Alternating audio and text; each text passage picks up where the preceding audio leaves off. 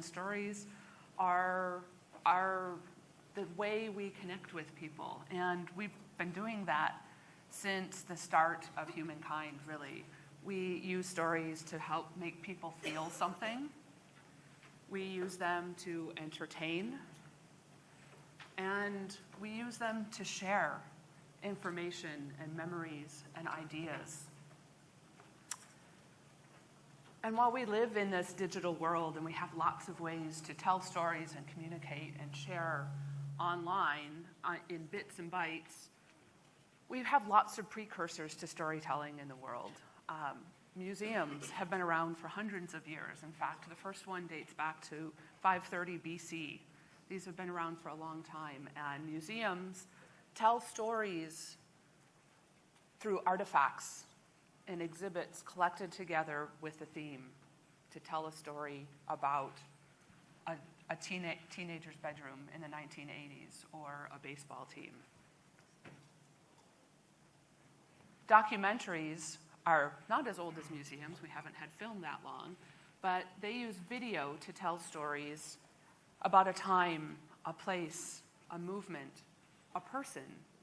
And producers piece together video and audio clips and add some photos and add narratives and provide context to convey a message through those collections.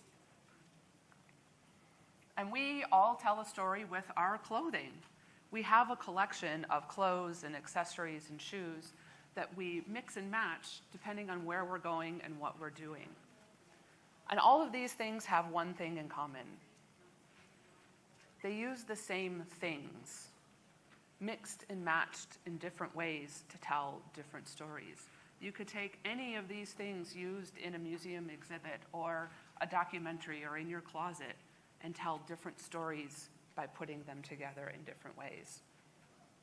And you can do the same thing with your digital properties. You can mix and match your content by creating it in chunks and storing them as data rather than big blobs that marry content and design and really have only one single use case.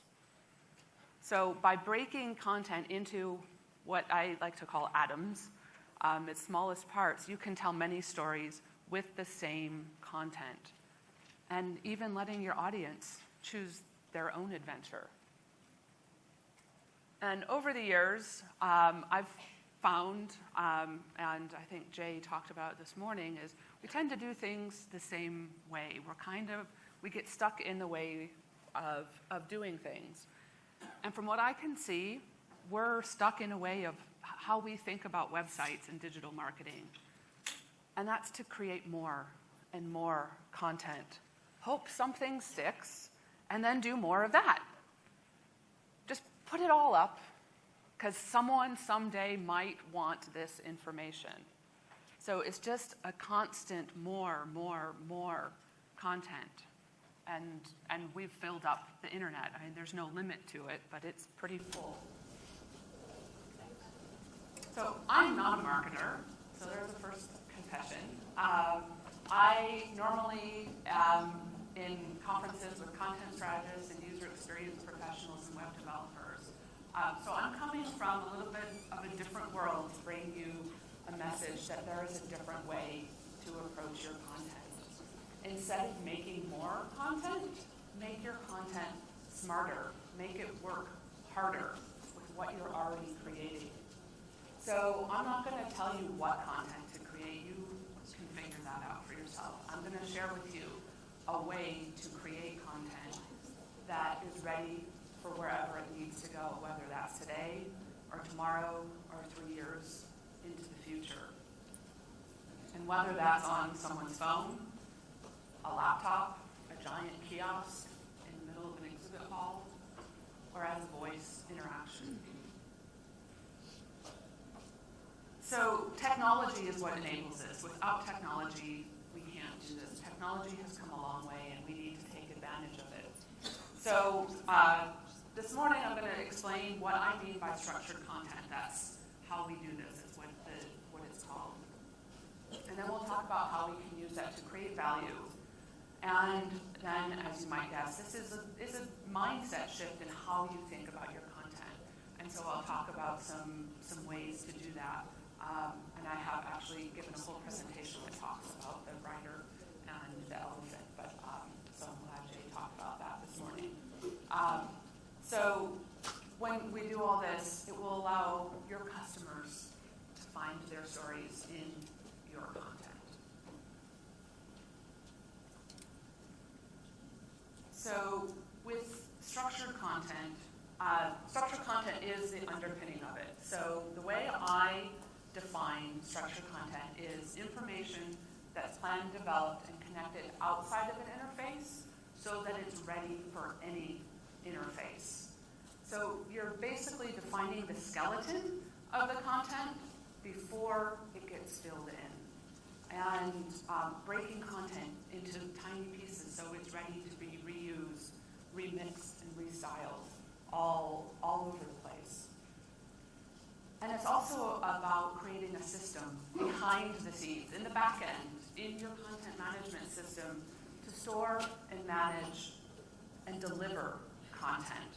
It makes content machine readable so that it can be manipulated and consumed by humans and computers, because that's really where our world is going, is computer algorithms and bots and all of these things. It's here. It's not science fiction anymore. So basically, it's taking content, turning it into chunks, the smallest defined parts of content. And that gets us away from something that has a very technical term, a blog.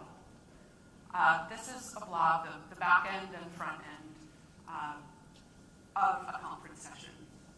And this may look fine, except that it has exactly one use. It can be used as a conference session for this talk with those people at that time. It cannot be used any other way. You might be able to shrink it and grow it depending on your design, but it has one use. When we structure it, we add the chunks. We chunk it up, and there's fields. The two columns on the left describe the session. It has the title, the session description, the time, the date, the track, the event that it's part of, and you can select which speakers are hosting it. And then you have on the right the information about the speaker, and it's just about the speaker. And then you can connect them and relate them. And when you do it this way, you can get lots of ways to display it. You can have the session information. You can have the biography, and both of them link to each other automatically. You can have the list of speakers for the conference, and you can have the schedule for the conference, which, if we were to have done this a different way, could have been sorted by date or time or speaker or track or lots of other ways without having to redo anything.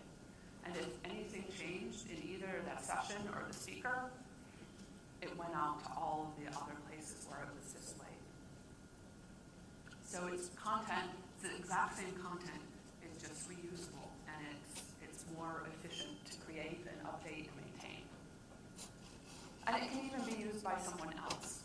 So we could take that data and send it out through an API to something like Lanyard. If you're not familiar with this, it's not so popular anymore. About 3, 4, 5 years ago, it was more popular. It's a social conference directory. It was a way for people to find your conferences. It's still there, just not used so much.